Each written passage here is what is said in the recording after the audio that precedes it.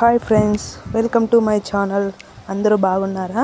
నేనైతే బాగున్నాను, మీరు కూడా బాగున్నారనుకుంటున్నానండి. ఈరోజు వీడియో వచ్చేసి మన మినీ గార్డెన్ గురించి అండి. చూసారు కదా మొక్కలన్నీ ఎంత ఫ్రెష్గా ఉన్నాయో.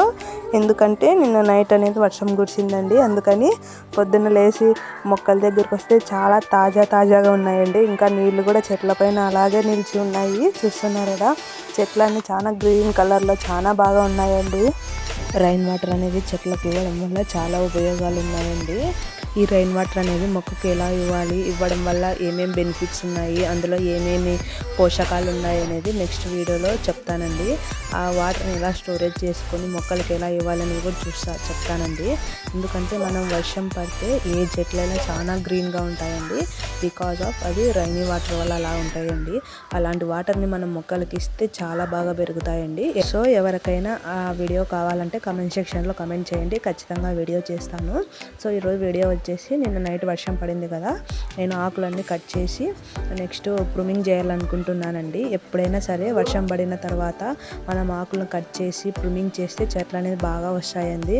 దట్టు ఈ మొక్కకి ఫ్లవర్స్ అన్నీ అయిపోయాయండి, ఓన్లీ 2 మొగ్గలు మాత్రమే ఉన్నాయి. చూసారు కదా, ముదిరాకు అనేది చాలా ఉంది, అందుకని ముదిరాకులన్నీ కట్ చేద్దాం అనుకున్నానండి.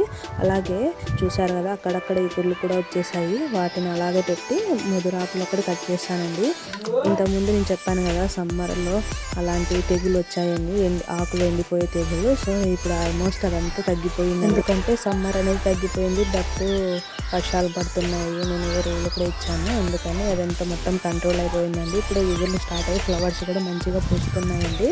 సో ఇలాగా వర్షం పడిన తర్వాత ఖచ్చితంగా గులాబీ మొక్కలకు అనేది మనం ఆకుల్ని కట్ చేసి ప్రూనింగ్ చేస్తే ఇగుర్లు వచ్చి మంచి పూలు వస్తాయి, ప్లస్ మొగ్గలు కూడా బాగా వస్తాయండి. చూసారా, అలాగా లైట్గా ప్రూనింగ్ చేయాలండి. అక్కడక్కడ ఇగుర్లు కూడా వచ్చేసాయి. నేను ఇగుర్లు వచ్చిన కొమ్మల్ని ఆకులను అలాగే వదిలేసి ఏవైతే ముదరాకులు ఉంటాయో కట్ చేసి కొమ్మల దగ్గర ప్రూనింగ్ చేశానండి. ఇలా చేస్తే చెట్టు బాగా పెరగడంతో పాటు ప్లస్ మొగ్గలు కానీ పూలు కానీ బాగా వస్తాయండి, కొమ్మలు కూడా బాగా సాగుతాయి. సో మీకు ఈ వీడియో నచ్చినైతే లైక్ చేసి షేర్ చేసి సబ్స్క్రైబ్ చేయండి. Thank you friends, bye friends.